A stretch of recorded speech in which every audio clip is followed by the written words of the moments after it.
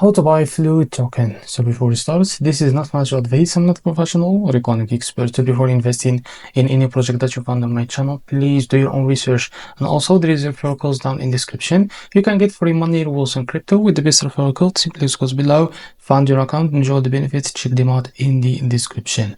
Now before going on by this token, make sure to check the X account and keep following the updates about this token. So this token is available on MEXC. To be able to buy this token, what you need to do, just open your MEXC account. So if you don't have an account on MEXC, go down in description and you will be able to find the referral link.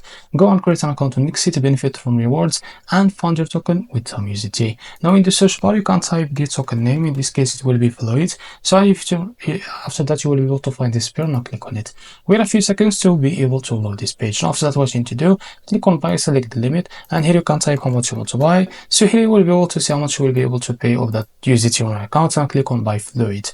Now if you select the markets, you can drag this to set how much a percentage that you want to use of that USDT on your account to be able to use it to buy this token. Click on buy Fluid. So this is how to buy Fluid token. If you found this very helpful, please like and subscribe. See you next video.